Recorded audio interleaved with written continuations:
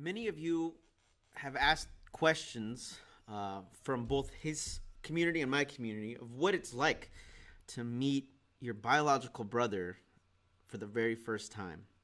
And we're just going to be answering a few of those questions because, first of all, we've been knowing each other now for 9 days.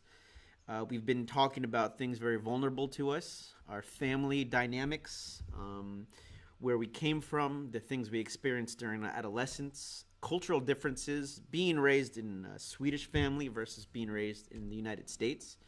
And it's been a bizarre phenomenon, both exciting and strange and new. And it's the most psychedelic thing that can happen, in my opinion, because it's real life. I'm gonna read a question from Serena. What is an emotion you felt that you did not expect? Yeah, you start. Okay, for me, it was familiarity. When I first came up the stairs, I was very. That's the best word to use. I was nervous and anxious. I wasn't sure if I was. First of all, if I really took that flight, and I was in Sweden, and I was gonna meet a stranger who looks like me. But when I go up to the elevator, I was scared. There was at moments where I wanted to turn back and I wanted to forget the whole situation. But when I open the door and I see you, the feeling was complete comfort. It was familiarity, and that I did not expect. I expected to feel awkward. I expected to feel like I was walking on eggshells, but it was very familiar. For me, maybe it was the other way around because, first of all, I was at home. You were coming to me, so I would think to myself that this isn't a big deal, and I will handle this, and I will not be nervous, and almost like going through a job interview. Mm-hmm. You know you're nervous, but pushing down those feelings so could behave naturally. I would think, but once it came, I actually became awkward, and it was that you got to my place and I'm being home. It was the spectrum of I'm being the host. I got pretty nervous and awkward. So for me, it was the other way around. But I embraced that, and I thought it was I liked it. You knocked on my mother's door, right? So I didn't think about it before it happened. So I'm grabbed you. It's like, hey, it wasn't dramatic or anything. You knocked on the door, I opened it and say, hey, man. Yeah, again. And then I gave you a hug. And it was familiar. Welcome in. It was familiar, yeah. Yes. It was funny, too, because I was downstairs and I was thinking to myself, fuck, what if he's an asshole? Should I hug him? Do people hug in Sweden? Yes. It was They're not. Another thing, which is going to sound crazy and stupid, when I saw Michel, I was shocked he was my size, because in my head, I think Sweden and tall people, and maybe I thought they injected him with growth hormones, and I imagined him to be taller for some reason. Do you think that we share any personality traits? Do you think that we have any things in common that seem unusual due to our distance growing up? We are guys in our 30s, so we have many similarities. We feel the same about almost, I should say, the normal stuff, anything, enjoying life. We have done the mistakes, we have done the same, I think. Maybe we have done bad things and learned a lesson about it with the friends, girlfriends, jobs, life, I would say. What me and Michel share are an open mind to ideas and concepts, and I believe it is because of our adoption that our personalities have developed in a way to just be open and accept and constantly adopt what's around us.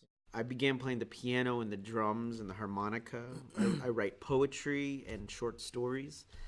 You seem to have just different hobbies than that. Yes, I'm more like a practical guy, yeah, of course.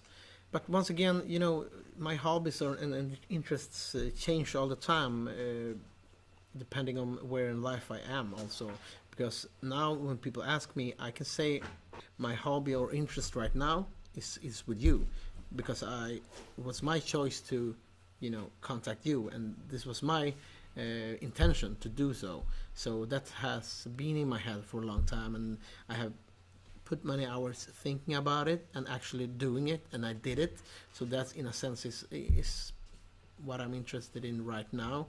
And with having a family, that's a long term project, and that's, even though it's not a conventional hobby, this is my interest, and this is why I lay my hours in, and my time and my mental interest all day. Okay, yeah, I like football, and I like the soccer that is in the US, and I like everything around it, going to matches, seeing everything, get information about it, and also school, is an interest of mine, to become like a plumbing engineer, a water engineer that I'm being right now, and it's a part of my interest as well. Do you think we have similar voices and laughs? No, Okay, no. you are American. I'm not. He thinks I'm loud. Yes. And I want to say two things about this right now. One, he likes techno music, Yeah. which, no disrespect, Oh. I am not so into the. When we were walking on the riverfront of Stockholm, I told him I was raised Mormon, Yes. and then we talked about beliefs in God, and I do not believe in it. But if you would like to go in more detail, because we don't share the techno thing, is what I'm saying. No. I would not say the opposites, but we are really different in the personality ways, because we can take this for example. I'm a night person. You're more of a morning person than I, and I will live by night, and you will not.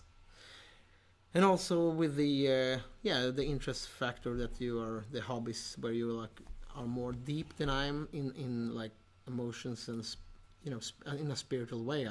Almost I will put it, and I am not. I'm more a practical guy. I want to see things in front of me, and it's abstract, not that abstract. Yeah, and also I will say that I'm the guy that I'm not a optimist. I'm a pessimist, more of a pessimist. I'm more down to earth. I'm more about facts. I'm more like, if you a clear example was when we're going to meet, and we talk at the FaceTime in hands, and then I will think about all the practical things. Where are we going to sleep? Are you allergic to some foods? Are you this and that, and yada yada yada? So this is what I in first place thought of. While hanging up the phone, I would get almost feel bad, because wow, what did I say? Why didn't I talk about our feelings meeting each other? Because and this is the way I am, and you're not. So that's also a factor. Michel doesn't wear glasses. No. I do. He says he has perfect vision. Is this true? Yes, pretty much. As many of you know, this is what I always have, but I take these off because of the glare in it, and I don't like them. They always get in the way. I always lose them. I always break them. As far as our facial structure, look directly at me. More like here. All right, cool. All right, and also I'm in a wheelchair, so yeah, that's it. Okay, we can cut it off there. Yeah.